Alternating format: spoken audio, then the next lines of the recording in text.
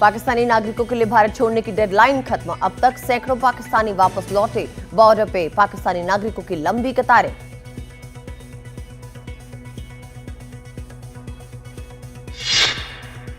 जम्मू कश्मीर के उपराज्यपाल मनोज सिन्हा ने पहलगाम में हुए विभत्स आतंकी हमले पर चर्चा के लिए आज विधानसभा का 1 दिवसीय विशेष सत्र बुलाया है। यह सत्र जम्मू कश्मीर विधानसभा में सुबह 10:30 बजे शुरू होगा।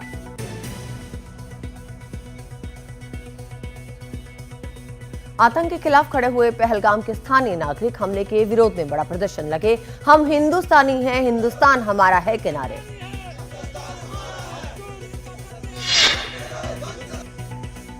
जेएनयू छात्र संघ चुनाव में लेफ्ट ने अपना परचम लहराया। आयसा डीएसएफ गठबंधन ने 3 पद जीते।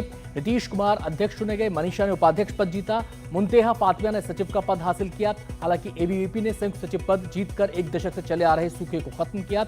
वैभव मीना इस पद पर विजयी थे। मन की बात कार्यक्रम में प्रधानमंत्री मोदी का आतंक पे वार, कहा पीड़ितों को मिलेगा इंसाफ। आतंकी हमले पे दुनिया हमारे साथ। पहलगाम आतंकी हमले के बाद चीन ने कहा कि एक पक्के दोस्त और हर मौसम में साथ देने वाले रणनीतिक साझेदार के तौर पर चीन सुरक्षा हितों की रक्षा करने में पाकिस्तान का समर्थन करता है।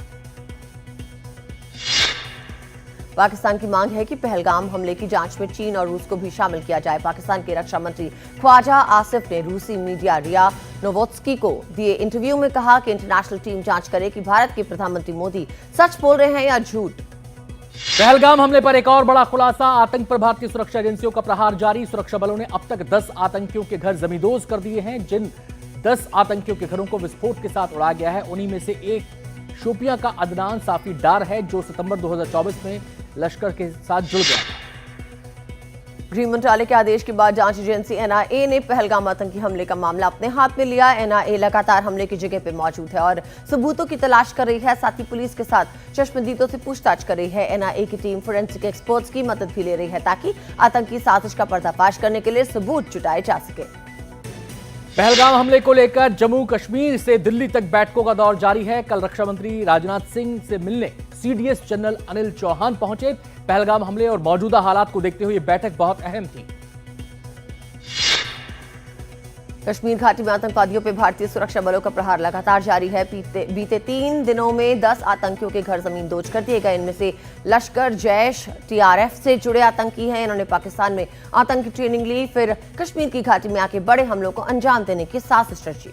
पहलगाम हमले को लेकर जारी हलचल के बीच एक और बड़ी खबर आपको बता दें। आज भारत और फ्रांस के बीच 26 राफेल एम लड़ाकू विमान खरीदने के लिए समझौता हो सकता है। सूत्रों के मुताबिक ये डील 63,000 करोड़ से ज्यादा की होगी।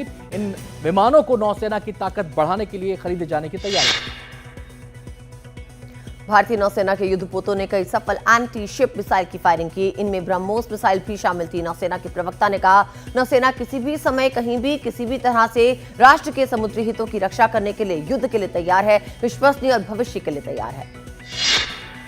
पहलगाम आतंकी हमले के बाद भारत सरकार ने कई बड़े फैसले लिए हैं। इनमें कुछ फैसले अभूतपूर्व कहे जा सकते हैं। विपक्ष की बात कहें तो एक और वो सरकारी फैसलों में एकजुटता की बात कर रहा है, दूसरी ओर कुछ नेता सरकार की गंभीरता पर सवाल उठा रहे हैं। ताजा हमला कांग्रेस अध्यक्ष मल्लिकार्जुन खड़गे ने किया है, जिस पर पीएम मोदी ने इशारों में पलटवार भी किया। महाराष्ट्र से 107 पाकिस्तानी नागरिकों के लापता होने की खबरों पर मुख्यमंत्री देवेंद्र फडणवीस ने प्रतिक्रिया दी। उन्होंने कहा, 107 पाकिस्तानी नागरिकों के गायब होने की खबरें गलत हैं। सभी पाकिस्तानी नागरिकों का पता है, उन्हें देश से बाहर भेजने की प्रक्रिया जारी है। एक भी पाकिस्तानी नागरिक राज्य में नहीं रुकेगा।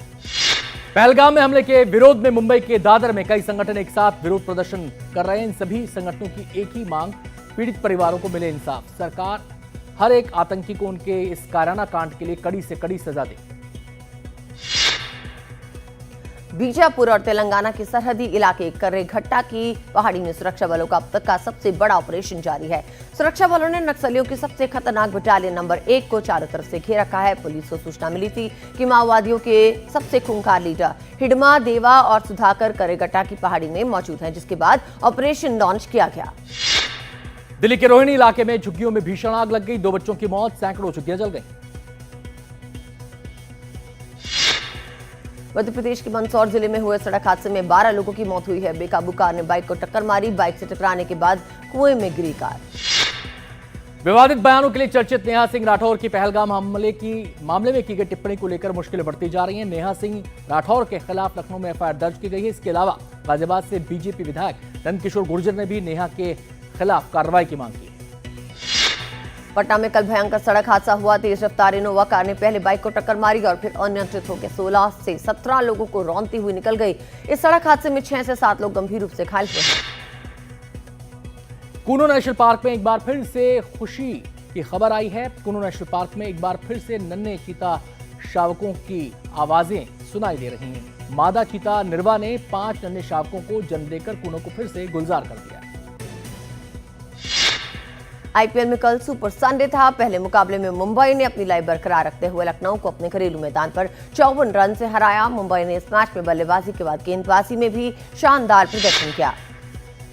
दूसरे मैच में बेंगलुरु ने दिल्ली के अरुण जेटली क्रिकेट स्टेडियम में दिल्ली को 6 विकेट से हरा दिया। इस जीत के साथ ही बेंगलुरु पॉइंट टेबल के टॉप पर पहुंच गई है। इस जीत के हीरो रहे विराट कोहली और कुणाल पांड्या, जिन्होंने मुश्किल समय में शतकीय साझेदारी की। पहलगाम आतंकी हमले के बाद भारत ने अगले महीने इस्लामाबाद में होने वाली मध्य एशियाई वॉलीबॉल चैंपियनशिप से अपना नाम वापस लिया है। अफगानिस्तान या श्रीलंका उनकी जगह ले सकते हैं।